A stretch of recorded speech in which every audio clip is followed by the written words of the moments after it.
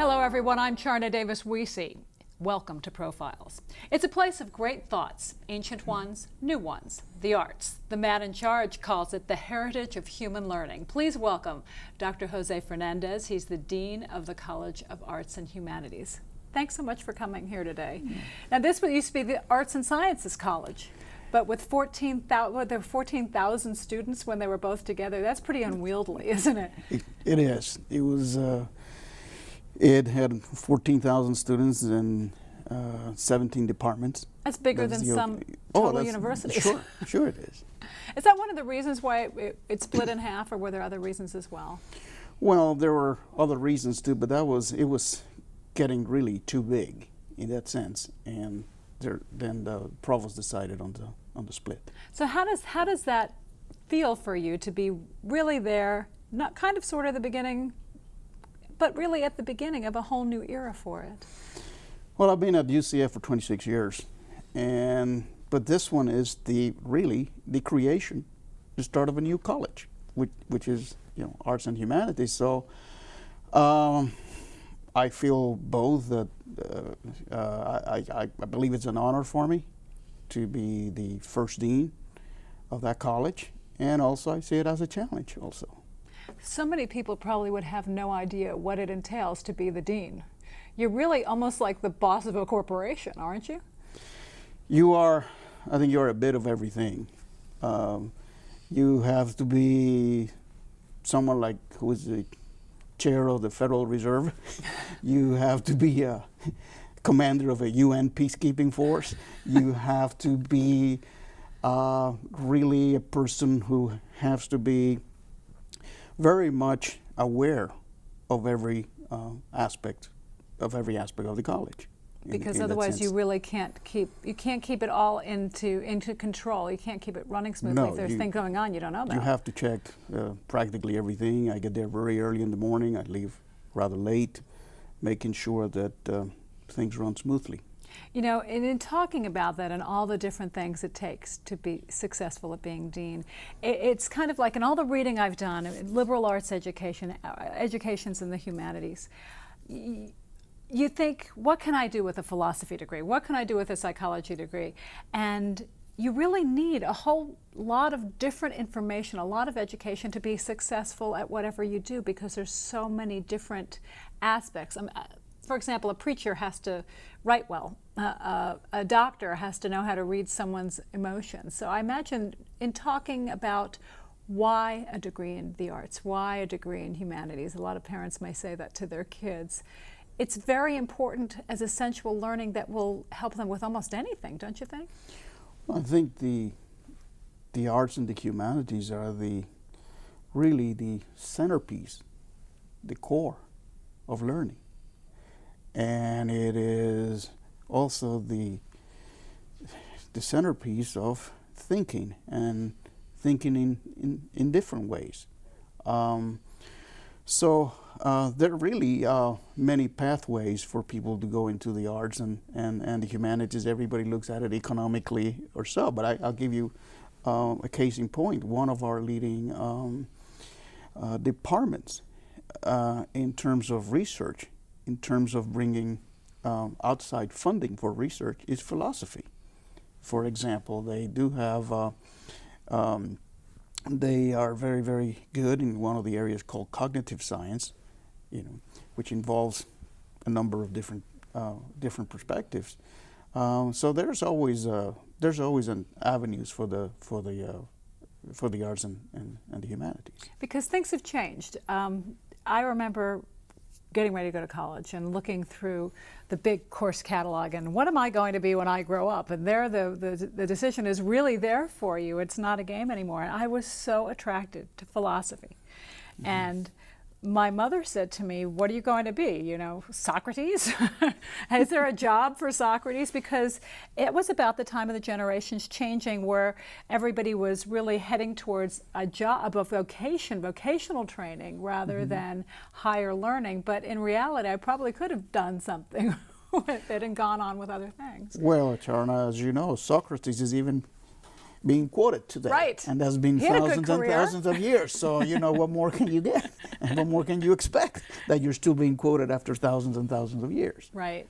And there's a lot of debate within the liberal arts community as well whether or not some of the liberal arts education is totally pure and not. A lot of professors don't want to think of it as leading to a job, and it's really the learning process, the thought process, the questioning of things. So there's a lot to it. That is right, and it could be useful for other jobs too. Many corporations or so nowadays, they want people who write well, and we do provide that. Especially with, for example, our English department. We're also becoming global, and in becoming global, you have to see the importance, for example, of knowing another languages, or possibly two languages. That's why we have modern languages. The world is getting smaller thanks to the internet. It is through the internet, through our technology also. When you think of the different things that are available in the arts and the humanities, people forget that this also includes music and art. That's a part of your school. And there was a wonderful thing that being the all Steinway College in the state. Yeah, that's really a point of pride. We became the first all Steinway school. The all Steinway, the music department was the first all Steinway department in the state university system. And that is something to be very, very proud. I think it was an effort on the part of the Department of Music, the music chair, the dean's office. We all put resources together, and we became, last year, we became the first Steinway school. And it is about money. You have to bring the money in to be able to make the school bigger and better. That is right. But I mean, if you I think the key to everything is planning. It's in the planning, I think planning is very, very important. I would say actually for all the colleges, because it allows you to do things that you can do, and sometimes there are things that you might not be able to do. Right. There's also, besides the traditional humanities, the history, philosophy, psychology, the world is changing, and you have the film and digital media. Right now, one of the fields that is growing now in the United States is called digital humanities, in which we use our, the technology to get the resources, try to go at resources. So that's becoming a more interesting field. And it's interesting to see how this school is branching out. Not everything is not necessarily on campus. You've got the old Expo Center as the whole new film and digital media school, which is really incredible, and there's a whole world of its own there. Yeah, well, one of the things that I have stressed as dean is that of interdisciplinarity. We like to get different disciplines together, because by getting them together, we could achieve really our goals in a much faster manner too, and it leads to cooperation. I believe in tearing down walls and building bridges, and we've been doing that. Last year, I started a project called the Dean's Research Initiative, bringing a number of colleagues from different disciplines to work together on different projects, and we had some funding for that, and we had 13. I think there are 13 projects, and I'm eager to get their reports right now. And it's really a sign of that is a little video clip that different disciplines and students and professors and all put together to show a little bit about the college. Yes. Should we take a look at it right now? Well, yeah, we had that for the Jumbotron on UCF first game against Texas. So it's historical. Let's take a look at it.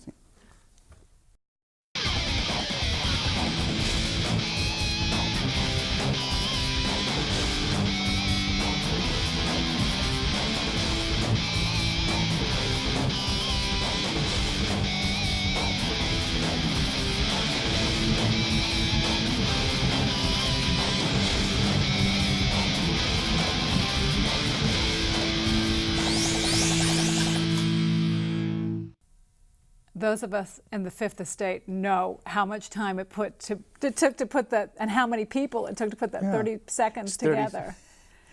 30 seconds, but there were a number of people cooperating in putting that together. And what's so interesting, it's not only technical and technically correct, it gets visually and through the arts and through images, it gets a lot of information about what's in the College of Arts and Humanities. Yeah, we had a number of students from digital media, professor from film, Stella Song, who is both in digital media and she's a composer, a very renowned composer, and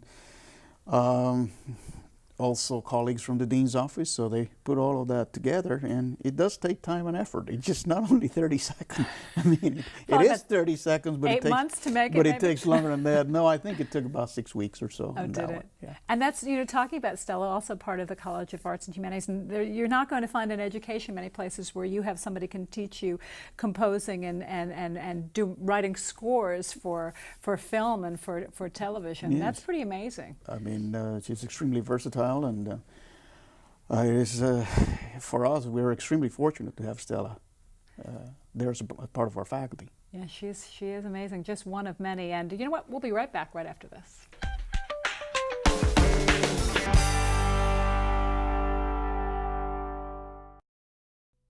Attendance, people, listen up.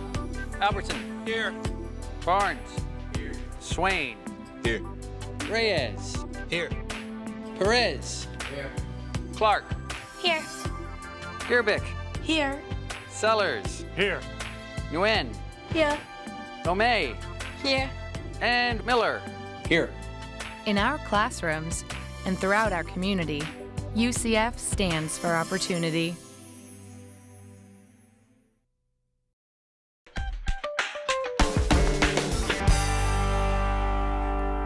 Welcome back to UCF Profiles. We're talking to the Dean of the College of Arts and Humanities, Dr. Jose Fernandez. Now, Tennessee Williams says that humanities is just a work in process, and humanity is just a work in progress. So that's really a lot of what the school teaches, I think, your students, is that learning never stops.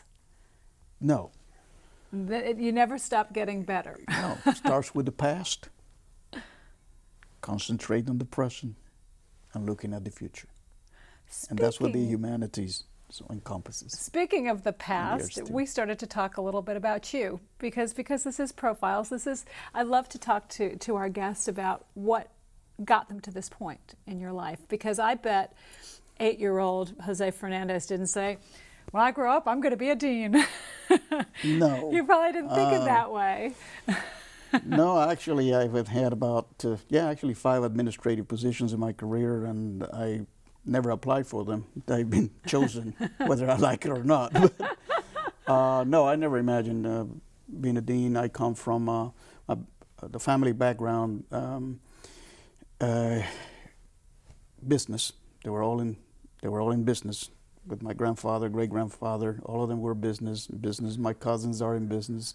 Everybody is in business except my brother and I, who were the only defectors in the family. The black sheep. Huh? No, we went into education. My brother is a professor at Florida State University, and I'm a professor here. So we're the only two that decided to break with. Isn't that something how you both did with it? tradition? Yeah, we did it. Now, you were born in Cuba. Yes, I was born in Cuba. And you have lots of memories there because you didn't leave until you were 12, Yeah, I was 13? almost 13 years old when we left, yeah. So you said you have lots of memories of playing baseball. Well, I think, every Cuban, lives and dies with baseball. Baseball it's really our national pastime. Yeah, when I was 8 years old or so, I thought about being a baseball player, but, you got to face reality. I don't think I was that good, And the thing they'll pick me and probably choose me to pitch in the last innings or so, because I believe it was my grandfather who donated the uniforms. So, you got to find a place for somebody.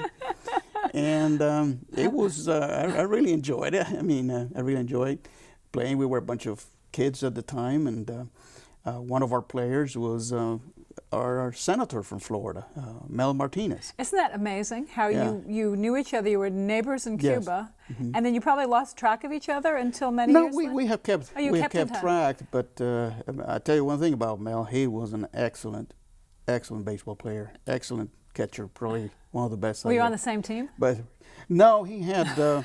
We were on the same. We were going to be on the same team, but then he decided to go into another team, and our team finished last, and his finished first. Oh So he's very smart. That is so funny. I think we only won one game, Oh, but you got a lot out of it. I'm sure you did. but it was a lot of fun. It was a lot With of fun. kids, it's all about the uniform and teamwork Yeah. and working together. It was a lot of fun. And that's a lot of great lessons. So you're 12 years old, and your family says we're leaving. Well, yeah. After the revolution, when the government nationalized the properties, my father decided that we had to leave. We didn't want to leave under that regime, which doesn't respect civil liberties, and so we migrated to here to the United States. That must have been scary. Yeah, it was, especially coming here and really not knowing the language. I mean, we were taught English, but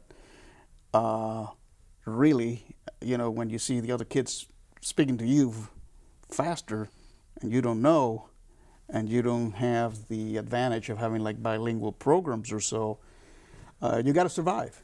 You got to survive, and you become a quick learner. Right. I remember as a little girl when kids would, all of a sudden there'd be a new child in class and they didn't speak any English.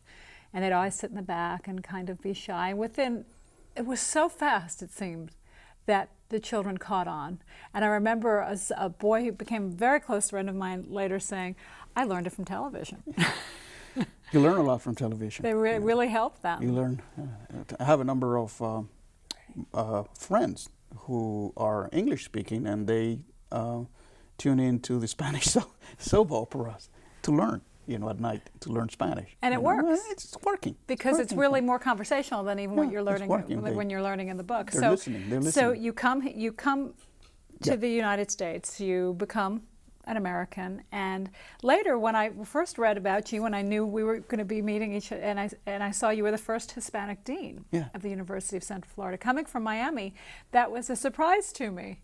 That it's taken this long, but this community is changing a lot slower than it did in South Florida. Central Florida is now starting to really see the boom in population in Hispanic people. Yes, our Hispanic population has grown by leap and bounds. You see it in the Central Florida area. You see it in the number of business, the number of physicians' offices. You see it everywhere, and you see it, and you hear it spoken very much around the Central Florida area. I bet it's going to be very good for the community to have you in this position and have you visible to bring even more people into our area. Yeah, when you're the first one, there's always a challenge, and you try to really also put an extra effort, making sure that you accomplish, in other words, that you accomplish objectives, and that you're fair to everyone also. And we have a Latin American Studies program and a festival and things like that to help bring more of a global Yeah. feeling here, a global atmosphere. Yeah, we have a Latin American, Caribbean, and Latino Studies Festival is directed by a person who is wonderful, who has tremendous energy. He's from native of Puerto Rico, Dr. Jose Maunez Cuadra. And right now we're in the middle of our Latino Festival, which is bringing musicians from different parts of the United States, parts of Latin America, also bringing guest speakers, because right now we're in the middle of Hispanic Month, you see. So we have a number of activities. We had 2 musical programs already, and unfortunately we had to turn people away because the auditorium was packed. It was just packed, and the musicians did a A number of them are from UCF. They just did a magnificent job. Well, pretty soon, you've got the money. You're going to have a big building to put those people in. Well, let's hope. Hopefully, yes. I'm very thrilled that the legislature has appropriated $25 million, for the start of the construction of the performing arts building on campus, the so-called Arts 2 building. Right now, I'm working very closely with the theater faculty, with the music faculty. They're going to be the main, as we call the main tenants on that building. Will the classes be there too? There will be classes too. Yeah, there will be classes and offices, and there will be a music, performance venue, theater. Also, we will seek donations from the community, so that we can. So anybody watching? Oh yes. Send the checks. Yes, I mean, never turn them down. There will be a campaign. There will be a campaign which will be directed by our foundation. Right. And to somebody listening, $25 million may sound like a lot of money, but no, not, but it's not. Not for arts like and humanities. This. Not for arts and not for the arts really. Because you need to worry about acoustics, and you have to seating, and there's a lot. There's way more to it than just a warehouse. That's that. But it's going to be. It's going to be something. I think it's going to be really our signature building. As you come in, you will see that building, and it'd be nice. It's It'd be very nice to see its exciting. completion. If everything goes well, hopefully it'll be completed by sometime in 2010 or so. Well, we'll just keep our fingers crossed. Now, these books are not here just to hold the table up. Well, you said to bring some of your things. This, I can tell by the size of this took a lot of work. That took a lot of work, and actually, it took 6 colleagues. And it's to an work on this. anthology of Latin American literature? It's an anthology of Hispanic literature of the United States. This came out of a project that was funded. It was a $10 million project funded by the Rockefeller Foundation. And it is the goal of this project, the goal was to recover all of the literature that had been written by Hispanics in the United States, from colonial times to the present. So we embarked on that 10-year project, and one of the byproducts was this anthology, which is the first anthology that has selections from the colonial times to the present. For 10 years to do this, was it hard to uncover? Was it hard to find? Yeah, it was hard. I mean, it was difficult. We were like explorers, taking leads here, there. There might be newspaper accounts. There might have been diaries. There might have been a number of things. So these were not necessarily books that you go to the library and No, find. You had to dig them books. out. You got to dig them out. It could be pamphlets. It could be a number of. As I say, there were a number of works. Was there there. one that was the one that you thought, well, wow, we got this. This was hard to find, or this is a real find? And Oh yeah, it was like discovering something. I mean, it's like, wow, we got this piece. Now look at it. And the project was based at the University of Houston. And it's more than just literature. It really gives us an eye into the culture and the It gives you times. culture. It even gives you recipes from colonial times. It gives you ways to cure cold, way to do things, with herbal medicine. It's just everything. Was there something in there that's your favorite? Well, I'm kind of partial To because, no, because, see, my area, the area that was mine, because we had to divide it into different areas, mine was the colonial area. And it was the colonial area, meaning working with the journals, really, even poetry, even theater works, which were part of the, it's part of our Hispanic heritage that the first settlers came here with it and brought and wrote it here. Let's face it, our very first epic poem in the United States was written in New Mexico. Was written in Spanish, still the first.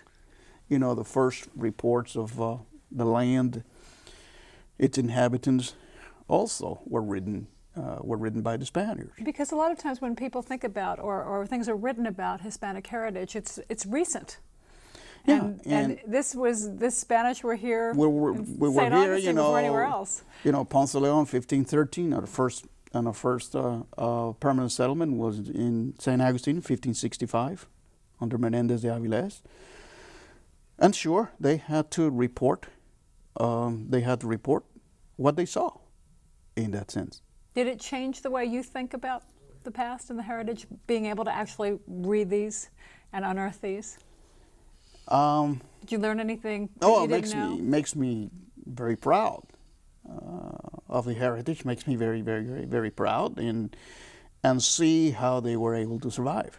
They didn't give up, in that sense. They were here until, whether it was in Florida or in the South, what is now part of our Southwest, they were here until 1821. And to be the first ones. And to be the first ones, that's what. A lot of courage. That's, I guess I trace that, being the first one. So in a way, I'm kind of like a Spanish explorer. You are. Trying to see. A conquistador. Well, looking for gold, looking for funding for the buildings. I hope I got better luck than the conquistadors. Let's hope. Let's hope. Dr. Fernandez, thank you so much for joining us. It was just such a pleasure, and we're going to come back and go Sure. into that building and really enjoy it. Thank you. I hope that you'll be the first person there. You bet. I'll be the conquistadora. I'm Charna Davis Wiese. Thank you for joining us. We'll see you again next time.